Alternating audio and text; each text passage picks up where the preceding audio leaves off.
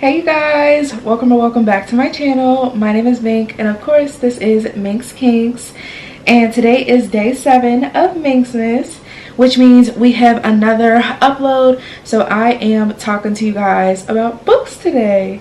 So first things first, hey, my name is Mink. I do all types of natural hair, lifestyle, book, beauty, and lifestyle content. So if you're interested in any of those things, of course, go ahead and hit that subscribe button down below to join our Kinky Crew fam, and definitely leave me a comment down below so that I can personally welcome you here. But also, this week has been a special week over on the channel because it's Minksmas, and that means so for 7 days I have been uploading videos to give you guys content for the 7 days leading up to Christmas, so that there's some new content for you guys, and to just, you know, give everybody a little bit of holiday cheer, a little holiday spirit. So I hope that you guys have been enjoying these videos. Today is day 6, so we are nearing the end, child. I have been busting my behind, okay, to get you guys these videos, and I actually wanted to do something different today for Minksmas. So I have been talking a lot about books on my channel here lately. So the past 2 years I have really gotten back into reading. I graduated from college in 2021. I think. Child, it feels like so long ago, but I graduated from college in 2021, and I also had an English minor, so I was reading a lot in general, but it's different than, you know, reading on somebody's schedule. I read for fun now, as you guys can see. This is actually my first video where I'm filming with my bookshelf. You guys will see all of this in a vlog and everything. I'm setting up and all of, y'all know I was so excited for this. But yeah, so I decided to come on and give you guys the books that I read this year. I have read 19 books, and I want to give you guys a best to worst list. So this is going to be a little bit of a lengthy video. I know that books aren't necessarily a super popular thing on my channel just yet. Emphasis on the yet. So let's go ahead and get into this best to worst list, because I have 19 books to talk to y'all about. So I also will say that in this video it'll be a mixture of physical books as well as pop-ups. Some of the books I have gotten rid of, and some of the books are just on my Kindle, so I'll have to insert a pop-up so you guys can see the cover. And the first one that we're starting out with is number 19, and this is the worst book that I read this year. I hate to say it, but I'll say it. This book is Get Out of Your Head by Jeannie Allen. So this book was initially, well, it's marketed as a self-help book, and how to sort of escape your negative thought process, but it does have deeply Christian undertones under it, which I'm fine with. I'm Christian anyway, child, so I was fine with that. But honestly, I just feel like this book dragged on. I feel like the book it felt very privileged while I was reading it, and honestly there weren't really a whole lot of solutions on how to get out of those thoughts, which was the whole point of the book. And I will say the book wasn't long, but I felt like the book could have been cut probably in like half and we would have got the same message. So for me, that was absolutely the worst book that I read this year. And honestly, it took me a very long time to read it, because I probably should have just put it down and not finished it, but y'all know I have a bad case of FOMO. So I was really holding out that towards the end of the book something was going to happen, but I never got what I needed. So for me, that was definitely the worst book that I read this year. Sorry, not sorry. So next, y'all, we are going into number 18, and this was actually my first thriller book that I have ever dabbled in, and that is none other than Stay Awake by Megan Golden. And I will say, I want to say I gave this book maybe 3 stars. If you guys are looking for full breakdowns and full reviews and everything, I tend to talk about books in more depth in my vlogs, so check out my vlogs as well as check out TikTok. I'll post a pop-up of my TikTok. It's the same as my YouTube handle, but I talk in depth more about books over there, full breakdowns of books and all of those things, and my deep thoughts, okay? So Stay Awake, I definitely don't think is a terrible book. I just feel like this book, it had a good plot. I just don't necessarily feel like it was executed the right way. So this book followed Liv Reese. She had this mental condition from this traumatic event that went on in her life, but she was waking up and reliving the same day over and over and over and over again. And really the book didn't pop off until the last 100 pages, and that really ticked me off because, as y'all see, this is a pretty thick book. It's 340 pages, so it's a decent sized book, but I just really feel like we could have got to the point a lot sooner than we did. But I will say it wasn't a bad book, and it almost makes me want to read more thriller books. Okay, y'all, so next, number 17, we have Love You Always by Lauren Lacey. And first of all, shout out to Lauren Lacey for sending me her trilogy of books. Hello, she has sent me her trilogy of the Beverly Mills, I think it's In Love in Beverly Mills series, and I have read 2 out of 3 this year, so next year I will go ahead and wrap the series up. But this is the first book. Love You Always is the first book in the series, and it follows Parker and Jackson. And again, I don't necessarily feel like this was a bad book. For me, for this to be a love story, it was traumatic, y'all. It was so traumatic. I mean, Parker and Jackson just went through so much stuff, and it was almost hard to read. Like, I didn't want to pick it up all the time because it resembled real life so much, y'all. And y'all know that I work a regular 9 to 5, and then I have my content creation career, child, and reading is my fun. Okay, reading is my fun, and for me, Love You Always was a bit much for me. But y'all will see where the next book in the series falls, and spoiler alert, I liked it a lot better. Alright, y'all, next, I also read my first novella this year, and it was only 75 pages. So it was called Take a Chance, and honestly, very short story. You couldn't really get a whole lot in 75 pages, but it was about old friends who link up at a resort randomly. Like, they weren't supposed to be there. One was there alone, one was there for a wedding, and they just had this chemistry, and it was honestly just about their time spent at that resort, and just making plans for the future. Like I said, it was a novella, so it was only 75 pages. I don't see me making novellas a huge thing for me. I'm actually planning to read another novella hopefully before the end of the year, so I could make my reading goal a solid 20 books for this year. Take a Chance was a good book. It was cute, but again, it was only 75 pages, but I did enjoy it, so that's why it fell where it fell on the list. We are at number 15, and this is The Poet X by Elizabeth Acevedo. And let me tell you, I have actually read, this is my second book from Elizabeth Acevedo. I think it's Acevedo is how you say her last name. And The Poet X is a book that I have always heard about. It is a book that is written in poetry. And honestly, that's just not my type of writing. Like, I prefer like a novel instead of prose. But it was a good story. I just feel like it was a bit young for me, and that's why I didn't end up keeping it.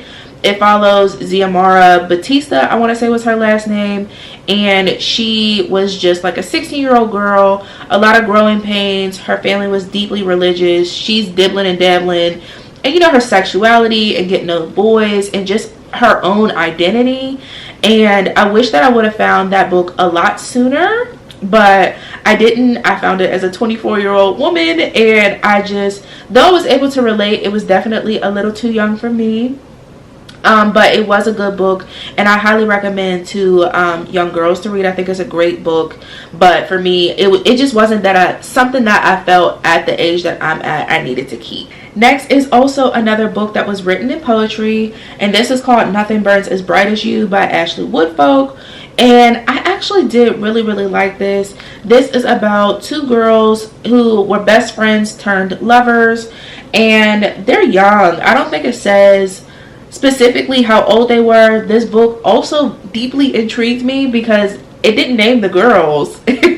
Neither of the girls have names in this book, and I found that so fascinating because you could tell which girl was which without explicitly saying a name to the person.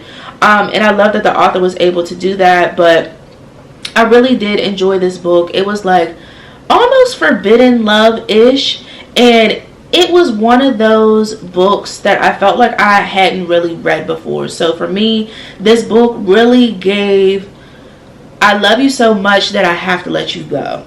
And I feel like that's not something that I've necessarily found in a book, and that's why I really did enjoy it so much. So honestly, I can see me rereading this when I'm in a real life situation like this, because we all have times like that where you love somebody so deeply but you know it's not working, and they just had a relationship that was codependent and almost toxic, but it was such a beautiful like train wreck that you couldn't look away. So I really did enjoy this book. Again, I'm not somebody who likes a novel that's written in poetry, but I could appreciate this book a lot. Okay, y'all, so the number 13 spot belongs to This Close to Okay, and that was written by Lisa Cross Smith. Child, and I remember that off of memory because I don't even have that book anymore. I actually sold that book to Half Price Books, and I will say it was a book that I was let down by. I was extremely excited to read that book. It was about two main characters, and it was a platonic relationship. They wanted to explore more, but it just didn't work out. And a guy who was having a really hard time mentally, he was thinking about taking his own life. A therapist ends up finding him right when he needed to be found. Okay, and they just had this relationship for a weekend, and it changed both of their lives, and they ended up being friends forever, blah, blah, blah, blah, blah. And it was a weekend that changed their lives. And for me, though I did like the book, it was so unrealistic.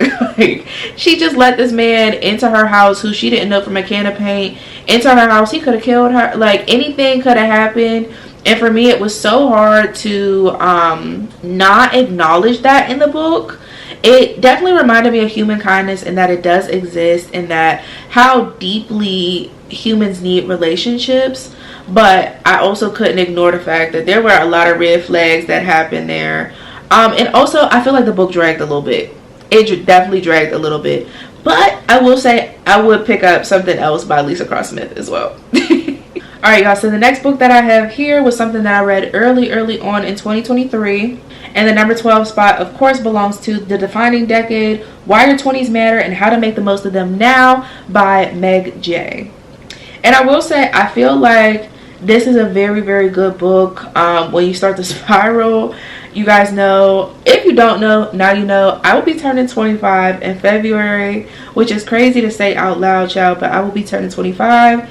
And I feel like a lot of 20-somethings, you don't know which way is up, and a lot of people have a lot of expectations on your life, and you have your own, and you're trying to balance everything that's going on and comparing, and y'all know exactly what I'm talking about, okay? If you know, you know. And I feel like this book really was good. This went viral on TikTok, and that's honestly what persuaded me to pick it up. It's at this number 12 spot because honestly, self-help books are never going to stack up in the same way as some of my fiction books. Fiction books help me escape. I find reading to be a form of escapism. And though I thought this was a really good book, it also reminded me so much of real life and real things that I have to go through, and just how to plan for the future. So though I thought this was a really good book, and I rated it very high when I read it, it's just not, it just doesn't stack up to some of my fiction girlies. Okay, y'all, and the same is true for number 11. This is Hood Feminism by Mickey Kendall, and again, a very good book. A very good book. I graduated with my degree in women's studies, and I have a concentration in African American studies, so a lot of my undergraduate work was based on my experience as a black woman, and I really wanted to hone in my studies on my personal experiences. And I wish that Hood Feminism was a book that I read during one of those classes. This really explores black womanhood, black identity, and I really related and resonated with this book. However, this book could be a little heavy. This book could be a little heavy because it is so intertwined with my actual identity. I couldn't escape nothing with this book because a lot of this reminded me of my upbringing or my future or things that other women around me have talked about or experienced. So this is a fantastic book. I think this is a great book. I think that every black woman needs to read this book. However, it's very real. It's very real life. There's a lot of stats, there's a lot of stories, there's a lot of things that a lot of black girls will hear and see themselves in. So for me, I love a good nonfiction book. I love something where I'm actually able to learn something and something tangible, you know what I mean? But I have to be careful about when I read this, because child, if there's too much going on in the world or too much going on in my personal life and I try to pick up a book like this, I'm going to spiral. Okay, so though I think this is a good book, just be a little strategic about when you read it. All right, y'all, so we have reached number 9 on our list, and this is Yinka, Where's Your Husband? And this is by Lizzie Blackburn. And let me tell you, this is another book that I finished fairly recently, and I actually really did enjoy it. So Yinka is in her early 30s, I want to say, and her life just starts to crumble before her eyes. The guy she's been dating for a while ends up moving to America. He's getting engaged. It was supposed to be her, but ended up not being her. She loses her job. There's a lot of pressure from her family to get married and have kids and, you know, do the things that everybody expects you to do. And though she wants those things, for whatever reason, she just wasn't, you know, life just wasn't happening that way for her. And this is a story about reclaiming herself and her identity. For a lot of this book, she is trying to be what others want her to be, and towards the end of the book, she is who she needs herself to be. And I could really appreciate that. I think that this is a really underrated book, and it's definitely one that I can see myself picking up again. This is a really good book, y'all. I highly recommend this one. Highly recommend. Alright, y'all, next is actually The Boyfriend Project, and this is by Farah Rokon. And I actually have quite a few books from this author on my shelf, actually right over here. So this is book 1 out of a 3-part series, and it is basically about 3 girls who make a pact not to date. I think the pact was for 6 months, and then so the main character ends up meeting the male main character. They're working at this job. It's like a workplace romance, but it's almost forbidden because they work together. It ends up becoming a thing. He's low-key a spy. Low-key, he's a spy of sorts. And that kind of crumble chat. Okay, I really did enjoy this book. However, I will say that people say that the 2 books that follow after this book are a lot better.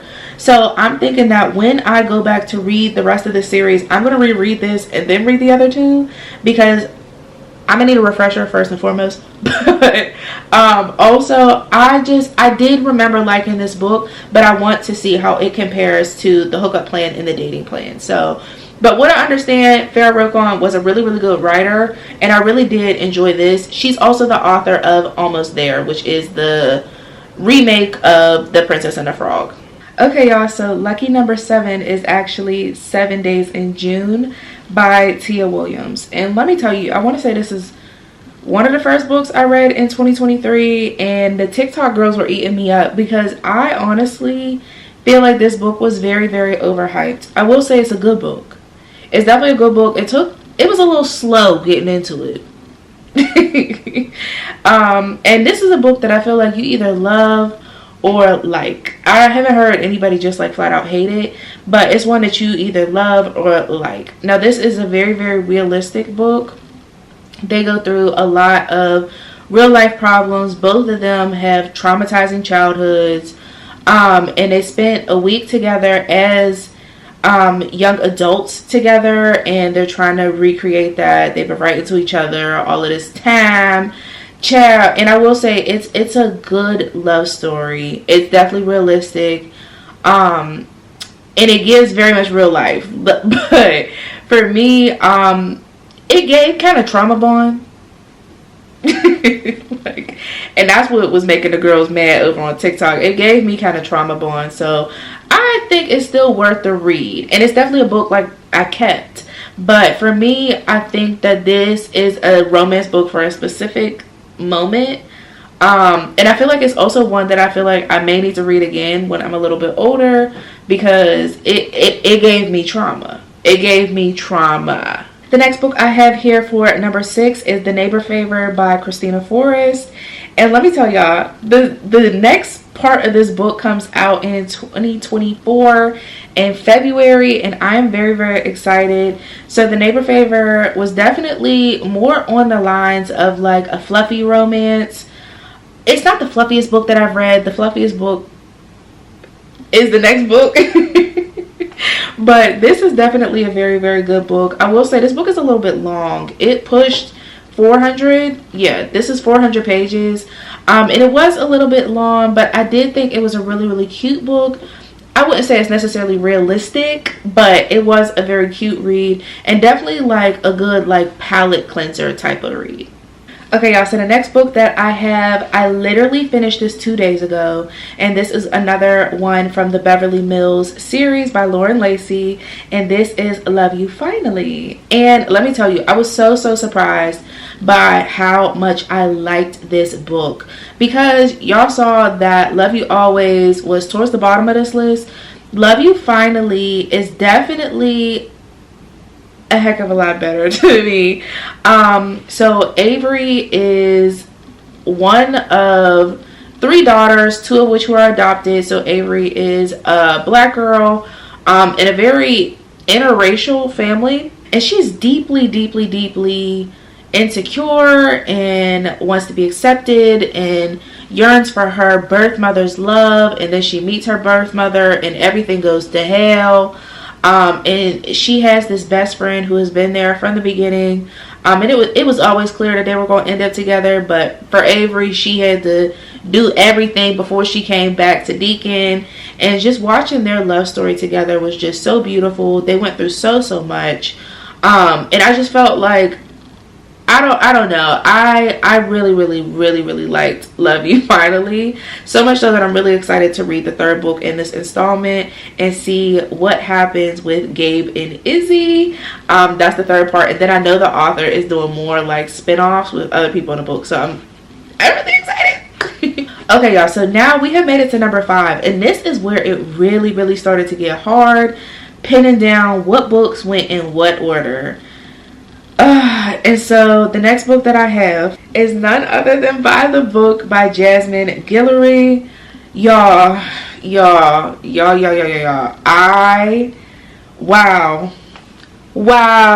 I love this book, y'all. It's kind of like a Grumpy Sunshine situation. Definitely a fluffy romance. Definitely one of my favorite reads of the year. Period. So much so that, y'all, when I tell you I have picked up Jasmine Guillory, she's up here on the shelf. I have a book haul that's over there that I need to film, and I got 2 more books. So I have a total of 4 more books outside of this. That should speak to how much I really did enjoy this book. This, fantastic. Definitely a fluffy, very fluffy romance, but how sweet, y'all. It was so sweet. All right, y'all, coming in at number 4 is Tiffany D. Jackson's Grown. Whew, y'all, this book right here is going to take you on a ride. Okay, this book is going to take you on a ride. This is very Surviving R. Kelly-esque. So Enchanted, who is a 16-year-old girl, I want to say, she gets wrapped up with this 30-something-year-old musician. Girl, there is a lot that happens in this book. This is the 2nd book that I've read by Tiffany D. Jackson, and she has a way with words. Like, that's really just the best way to put it. She knows how to put a story on a page. The other book that I read by her is called Allegedly, and that's another book that I talked about Allegedly for years after I read it. Grown will be no different. Grown is, wow. This is a masterpiece, y'all. A masterpiece. Alright, y'all. Coming in at number 3 is none other than Vanessa Jared's Got a Man by Laquette.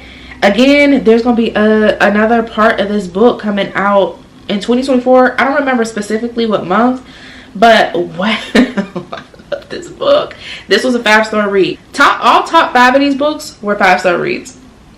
Vanessa Jared is about a 40-something-year-old She recently just got divorced, and this guy over here, he's the sheriff of a small town. His sister is engaged to be married to Vanessa's ex-husband, who, girl, it is messy. But basically Vanessa and I think his name is Michael. I don't remember what the guy's name is, but Vanessa and the sheriff end up in cahoots to try and get the sister to not marry the guy, and they end up falling for each other. And watching their love story was just so beautiful, and I love the representation of this. A lot of time love stories take place in your 20s or your 30s. She has been around the block. She was married, she was divorced, and she fell in love with this guy who literally worshipped the ground she walked on. And I loved reading it. It was a beautiful story, and y'all already know I'll be picking up the sequel. Okay, y'all, now this is where it got really hard, but I think I made the right choice. My number 2 is Before I Let Go by the amazing Kennedy Ryan. Now, once y'all see what my top 2 books are, y'all will understand why this was such a hard decision, okay? But I finished this a month ago. Y'all, my life is forever changed. And again, there is a spinoff of this book coming out in 2024 in March for Soul Dead Story. This is a second chance romance between a married couple who was married and divorced because of grief. Grief is what tore them apart, honestly. And they were just 2 ships passing in the middle of the night, and they just couldn't get their footing back to where they wanted it to go. They have 2 kids, trying to co-parent, so they couldn't necessarily get out of each other's lives. And honestly, watching their love story, Josiah and Yasmin are just, this is actually going to be turned into a series, I want to say on Hulu, Netflix, Hulu. And I'm so excited to watch how they get this on screen. I'm so excited. I want to say John Legend is involved in the production as well. This is such a beautiful book. It's well worth all the TikTok hype. And you best believe I'm going to go and buy everything Kennedy Ryan has ever written, including her grocery list if I can find it. Because she is just, she's written so much beautiful things. She's literally changed the way I see love with this book single-handedly. And last but not least, my number 1 book of 2023 is none other than You Made a Fool of Death with Your Beauty by Akwaeke Emezi. So this is the second book that I've read by this author, and let me tell you, they are just, okay, this book specifically, oh my god, this book is so, I don't even know how to describe it. So the main character, Faye, she lost her, I want to say they were married. It was fiance or husband in a car accident, very tragically, and she hadn't dated for some time. Like, I'm talking years. Once she got back on the scene, she went rogue. She went from a friend to the friend's dad. And watching this situation play out was like no other, y'all. When I tell you I flew through this book, this should be made into a movie, a series. Like, this book, friend, everybody needs to read this. Everybody needs to read this. This was amazing. It talks about grief and how grief doesn't look the same for everybody, and what love looks like to some people, and just companionship, and how that's not always clean cut and nice and friendly and acceptable for everybody. And let me tell you, ooh, this book is messy. Okay, you guys, so here are some of the books that I have read in 2023, and let me tell you, it has been a heck of a reading year. I have read some amazing books, and I don't expect that to change next year, the year after, or 80 years to follow. There are so many good books out there, and I'm so excited to find more of them, of course, duh. So yeah, you guys, I hope that you enjoyed this video. I hope to see you guys tomorrow for day 7 of Minksmas. Merry Christmas Eve to all of those who celebrate, and happy holidays to those who don't celebrate. I hope that you guys are surrounded with nothing but love and happiness. And definitely let me know down below, what was your favorite book you read this year? And if you had a disappointing book or a book that you DNF'd, didn't finish, let me know down below as well too. But I love you guys so much, and I'll see you tomorrow. Bye.